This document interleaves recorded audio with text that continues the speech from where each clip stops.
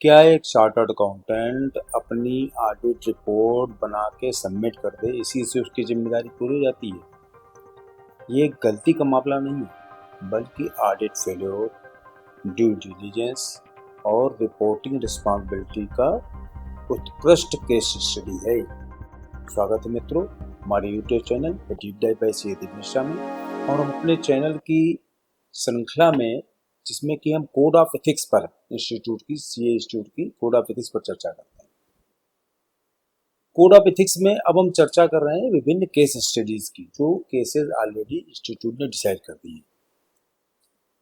आज का केस जो है वो है महाराष्ट्र के लातूर में कोऑपरेटिव बैंक के स्टेचुटरी ऑडिट से संबंधित, जिसमें कि जो डिसिप्लिनरी कमेटी थी उसने डिसीजन दिया कि in view of the reasonings as above, in respect of the charges as contained in para 1.1 to 1.34 as above, the committee is of the opinion that the respondent is not guilty of professional misconduct, falling within the meaning of class 7 and 8th of part 1st of the second schedule to the Chartered Accountant Act 1949 as amended from time to time, and accordingly the committee passes orders for closure of the case। इसमें chartered accountant को not guilty तो ठहरा दिया गया, लेकिन इस पूरे case से निष्कर्ष क्या निकले कि अगर ऑडिट रिपोर्ट में गंभीर कमियां हो, अगर बैंक की करोड़ों रुपए की अनियमितताएं ऑडिटर की नज़र से छूट जाएं, तो क्या ये केवल एक साधारण गलती है या फिर ये प्रोफेशनल मिसकंडक्ट है? इसमें जो डिविजनल जॉइंट डायरेक्टर थे कोऑपरेटिव सोसाइटीज के लातूर के, उन्होंने सीए के अगेंस्ट कंप्लेंट फाइल की थी सीए इंस्टीट्यूट में, और उन्होंने कहा था कि ऑडिट रिपोर्ट की जब हम लोगों ने समीक्षा की तो उन्होंने उसमें बहुत सारी गंभीर कमियां बताई। ये उनका अपना ऑब्जर्वेशन था। उसमें उन्होंने बताया कि ऑडिट रिपोर्ट में कई आवश्यक विवरण ही नहीं दिए गए हैं, मेंबर की संख्या तक गलत लिखी गई है, ऑडिट फीस का उल्लेख नहीं है, कैश पोजीशन पर उचित टिप्पणी नहीं की गई है, प्रॉफिट और लॉस की स्थिति गलत दर्शाई गई है, चैरिटेबल फंड की राशि गलत लिखी गई है, आउटस्टैंडिंग लोन्स तथा ओवरड्यूज का सही विश्लेषण नहीं किया गया है, और नॉन परफॉर्मिंग एसेट्स एनपीए के संबंध में पर्याप्त टिप्पणी नहीं की गई। प्रोविडेंट फंड जमा न होने के बावजूद उसके वित्तीय प्रभाव का उल्लेख नहीं किया गया है। रिजर्व रेशियो और बैंकिंग रेगुलेशन एक्ट के उल्लंघनों का पूरा विवरण नहीं दिया गया है। मैनेजिंग कमेटी द्वारा संबंधियों को दिए गए लोन्स का उचित उल्लेख नहीं किया गया है, और गवर्नमेंट सिक्योरिटीज, एफडीआर तथा अन्य महत्वपूर्ण इन्वेस्टमेंट्स का पर्याप्त वेरिफिकेशन रिपोर्ट में दिखाई नहीं दिया गया है। बैंक द्वारा खरीदी गई कॉमर्शियल प्रॉपर्टीज पर भी पर्याप्त रिपोर्टिंग नहीं की गई। आरबीआई गाइडलाइंस तथा महाराष्ट्र कोऑपरेटिव सोसाइटीज एक्ट की कई आवश्यक कंप्लायंसेस रिपोर्ट में दिखाई नहीं गई। इतना ही नहीं, recovery proceedings, audit committee meetings, technical directors, previous audit objections और कई रेगुलेटरी रिक्वायरमेंट्स पर भी ऑडिटर ने पर्याप्त टिप्पणी नहीं की। दूसरे शब्दों में शिकायतकर्ता का यह आरोप था कि ऑडिटर ने ऑडिट तो किया, लेकिन ऑडिट रिपोर्ट उस स्तर की नहीं थी जिसकी अपेक्षा एक चार्टर्ड अकाउंटेंट से की जाती है। तो अब आईसीआई के सामने प्रश्न क्या था इसमें? उसके सामने महत्वपूर्ण प्रश्न ये था कि क्या केवल ये क्लरिकल एरर्स थे, या फिर ऑडिटर ने प्रोफेशनल ड्यू केयर का पालन ही नहीं किया है? क्या ऑडिटर ने पर्याप्त ऑडिट एविडेंस प्राप्त ही नहीं किए हैं? क्या प्रोफेशनल स्टेटिव्स का अपनाया गया है? क्या रिपोर्टिंग स्टैंडर्ड्स का पालन किया गया है? और यही पूरा विवाद जो था आईसीआई के सामने था। लेकिन इसमें चार्टर्ड अकाउंटेंट्स को नॉट गिल्टी तो ठहरा दिया गया, उसके जो उसने अपनी रिप्लाई दी थी उनके बेसिस पर। उसमें उसने सारी चीज़ों का जो भी उनके आरोप थे कंप्लेनेंट के, उनका एक एक बिंदुवार उसने जवाब दिया था, और ज़्यादातर केसेस में उसने बताया था कि जो इनके ऑब्जर्वेशंस हैं वो ऑब्जर्वेशन सही नहीं है। कुछ को उसने ये बताया था कि जो ये क्लरिकल एरर्स हैं, जैसे प्रॉफिट की जगह कहीं लॉस लिख गया था, या इस तरह की छोटी छोटी चीजें थी जिसमें उन्होंने कहा कि इसको जो है इन्होंने जहां पर लिखना सही लिखना था वहां सही लिखा था, लेकिन एक जगह प्रॉफिट की जगह लॉस लिख गया था या लॉस की जगह प्रॉफिट लिख गया था। इस तरह की छोटी छोटी चीजें थी। तो कुछ जगह तो कैलकुलेशन मतलब प्रिंटिंग एरर, टाइपोग्राफिकल का, कुछ जगह कैलकुलेशन एरर थी, जैसे टोटलिंग करने में मान लीजिए 3 जो मेंबर्स की संख्या थी उसमें कुछ का डिफरेंस था, तो उसने कहा कि ये जो है टोटलिंग में गलती हो गई थी इसलिए यहाँ पर गलत फिगर आ गई है। तो इस तरह की उसने ऑडिट डॉक्यूमेंटेशन की जो उन्होंने कमी बताई थी उसके लिए उन्होंने अपनी तरफ से सारे प्रूफ दिए। जैसे उन्होंने बताया कि भाई जो ऑडिट कमेटी की मीटिंग हुई थी यहाँ इस पर इसके बारे में चर्चा हुई थी और हमने वहां पर इसका पूरा जवाब दिया था बाकायदे।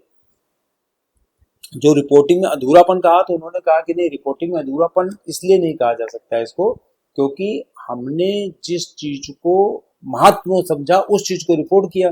जरूरी नहीं कि हम सारी चीजों को महत्वपूर्ण समझें और सारी चीजों की रिपोर्टिंग करें, क्योंकि ऑडिट तो ऑब्जर्वेशन है हमारा, उसके बेसिस पर ही हम अपनी रिपोर्टिंग करते हैं।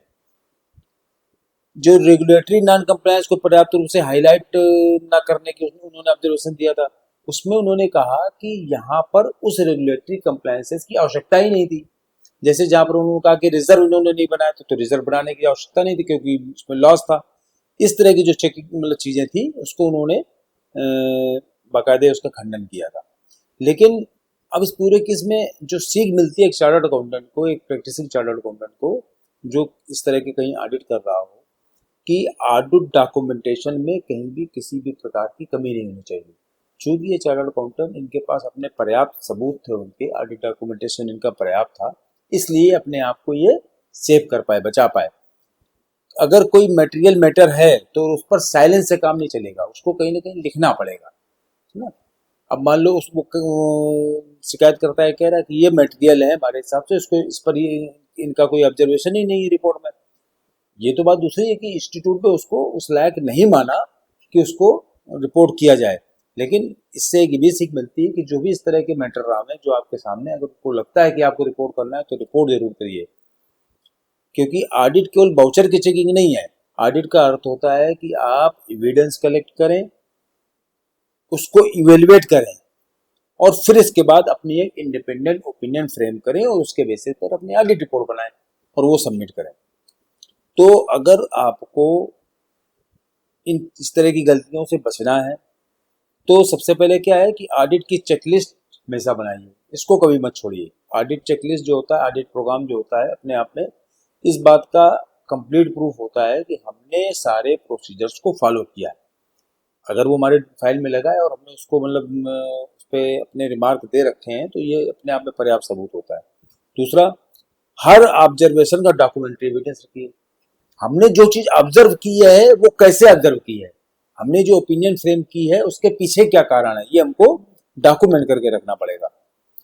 जो बात मटेरियल है उसे रिपोर्ट में अवश्य लिखना चाहिए, मतलब छोड़ना नहीं है उसको, जो हमको मटेरियल लग रही है। ये बात है, मटेरियलिटी कॉन्सेप्ट एक ऐसा कॉन्सेप्ट होता है जो मैन टू मैन डिफर भी कर सकता है। बैंकिंग, आरबीआई तथा रेगुलेटरी कंप्लायंस की अलग से वर्किंग फाइल बननी चाहिए कि इस ऑडिट में कौन कौन सी रेगुलेटरी कंप्लायंसेस जरूरी थी जो कि फॉलो नहीं की गई या फॉलो की गई और हमने क्या ऑब्जर्व किया उसमें। और ये मैनेजमेंट की तरफ से प्रॉपर रिप्लाई नहीं आई है तो रिपोर्ट में उसका क्वालिफिकेशन देना है, एप्रोप्रिएट रिमार्क देना है। इससे आप कभी मत चूकिए और कभी मत डरिए, क्योंकि अगर मैनेजमेंट ने आपको प्रॉपर रिप्रेजेंटेशन लेटर देके उसको आपके ऑब्जर्वेशन का खंडन नहीं किया तो आपको रिपोर्ट में देना ही है।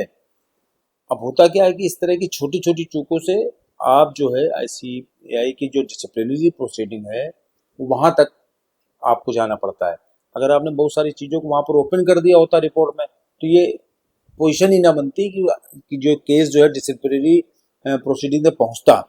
तो डिसिप्लिनरी प्रोसीडिंग तक पहुंचा, आपको उस केस को मतलब वहां पर कंटेस्ट करना पड़ा, ये अपने आप में ये भी बड़ा कष्टकारी चीज होती है। इससे बचने के लिए आपको सारी इस तरह की प्रिकॉशन लेने की जरूरत है, क्योंकि अगर कोई प्रोफेशनल डिसिप्लिनरी प्रोसीडिंग तक कोई केस आपका पहुंच रहा है तो इससे आपकी प्रोफेशनल रेपुटेशन की बहुत बुरी तरीके से हानि होती है, इसमें बहुत डेंट लगता है।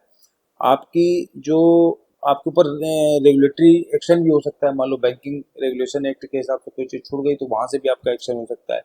आपका एम्पेनलमेंट पर फर्क पड़ता है। पता लगा कि अगर उस बैंक वालों ने मान लिया कि नहीं आप ठीक से ऑडिट नहीं कर रहे तो आपका एम्पेनलमेंट वो कैंसिल कर देंगे। प्रोफेशनल नेग्लिजेंस के जो दावे होते हैं, इससे क्या होता है कि क्लाइंट का विश्वास आप पर से समाप्त होता है। तो इस केस की सबसे बड़ी सीख क्या है आफ्टर ऑल, कि ऑडिट रिपोर्ट एक फॉर्मेलिटी नहीं होती कि हमने ऑडिट कर लिया, ऑडिट रिपोर्ट दे दिया। ये एक चार्टर्ड अकाउंटेंट की प्रोफेशनल इंटीग्रिटी का लिखित प्रमाण है। और इसलिए हर सिग्नेचर करने से पहले आपको अपने आप से एक प्रश्न पूछना है कि क्या मेरे पास इस ओपिनियन को सपोर्ट करने के लिए पर्याप्त और उचित ऑडिट एविडेंस है या नहीं। यदि उत्तर हाँ में है तभी हस्ताक्षर कीजिए।